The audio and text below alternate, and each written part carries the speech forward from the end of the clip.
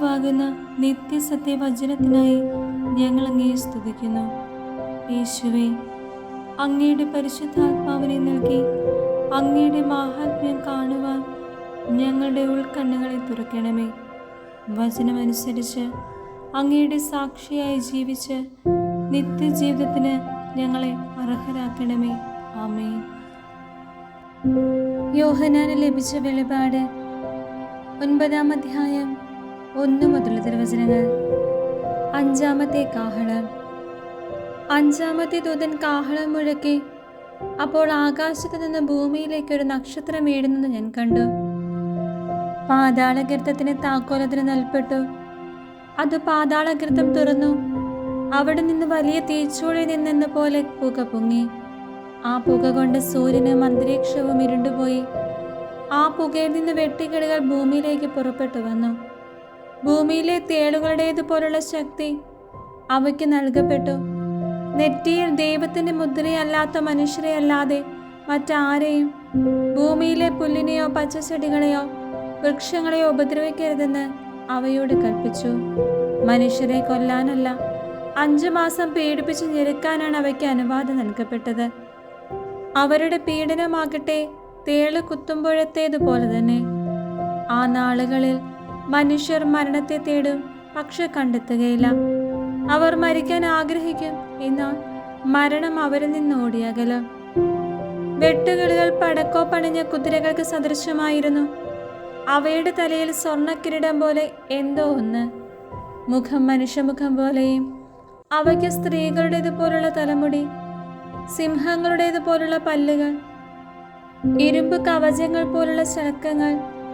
അവയുടെ ചിറകുകളുടെ ശബ്ദം പോർക്കളത്തിലേക്ക് പായുന്ന അനേകം അശ്വരഥങ്ങളുടെ ശബ്ദം പോലെ. അവയ്ക്ക് തേളുകളുടേതുപോലെ വാലും വിഷമുള്ളുമുണ്ടായിരുന്നു. ഈ വാലുകളിൽ 5 മാസത്തേക്ക് മനുഷ്യരെ പീഡിപ്പിക്കാൻ പോകുന്ന ശക്തിയുണ്ടായിരുന്നു. പാതാളത്തിന്റെ ദൂതനാണ് അവയുടെ രാജാവ്. അവന്റെ പേര് ഹെബ്രായ ഭാഷയിൽ അബദോൻ, ഗ്രീക്ക് ഭാഷയിൽ അപ്പോളിയോൻ. 1-ാമത്തെ ദുരിതം കടന്നുപോയി. 2 ദുരിതങ്ങൾ കൂടി ഇനിയും വരാനിരിക്കുന്നു. 6-ാമത്തെ കാഹളം. 6-ാമത്തെ ദൂതൻ കാഹളം മുഴക്കി. അപ്പോൾ ദൈവസന്നിധിയിലുള്ള സുവർണ ബലിപീഠത്തിന്റെ 4 വളർക്കോണുകളിൽ നിന്ന് ഒരു സ്വരം ഞാൻ കേട്ടു. അത് കാഹളം പിടിച്ചിരുന്ന 6-ാമത്തെ ദൂതനോട് പറഞ്ഞു, യൂഫ്രട്ടീസ് നദിയുടെ കരയിൽ ബന്ധിതരായി കഴിയുന്ന 4 ദൂതന്മാരെ അഴിച്ചുവിടുക. ആ 4 ദൂതന്മാരും വിമോചിതരായി. അവർ മനുഷ്യരിൽ 1/3 ഭാഗത്തെ കൊന്നൊടുക്കാൻ നിശ്ചയിക്കപ്പെട്ടിരുന്ന മണിക്കൂറിനും ദിവസത്തിനും മാസത്തിനും വർഷത്തിനും വേണ്ടി തയ്യാറാക്കി നിർത്തിയിരുന്നവരാണ്.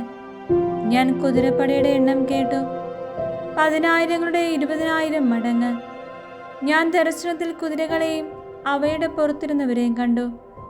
അവർക്ക് തീയുടെയും ഇന്ദ്രനീലക്കല്ലിന്റെയും ഗന്ധകത്തിന്റെയും നിറമുള്ള കവചങ്ങളുണ്ടായിരുന്നു. കുതിരകളുടെ തലകൾ സിംഹങ്ങളുടെ തല പോലെ. അവയുടെ വായിൽ നിന്ന് തീയും പുകയും ഗന്ധകവും പുറപ്പെട്ടിരുന്നു. അവയുടെ വായിൽ നിന്ന് പുറപ്പെട്ടിരുന്ന തീ, പുക, ഗന്ധകം എന്നീ 3 മഹാമാരികൾ മൂലം മനുഷ്യരിൽ 1/3 ഭാഗം മൃതരായി. ആ കുതിരകളുടെ ശക്തി വായിലും വാലിലുമാണ്. അവയുടെ വാലുകൾ സർപ്പങ്ങളെ പോലെയാണ്. അവയ്ക്ക് തലകളുണ്ട്. ആ തലകൾ കൊണ്ട് അവ മുറിവേൽപ്പിക്കുന്നു.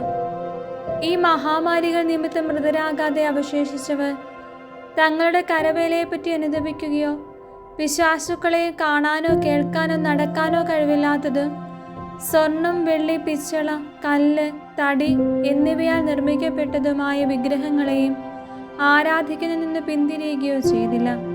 തങ്ങളുടെ കൊലപാതകം, മന്ത്രവാദം, വ്യഭിചാരം, മോഷണം എന്നിവയെക്കുറിച്ചും അവർ അനുദപിച്ചില്ല.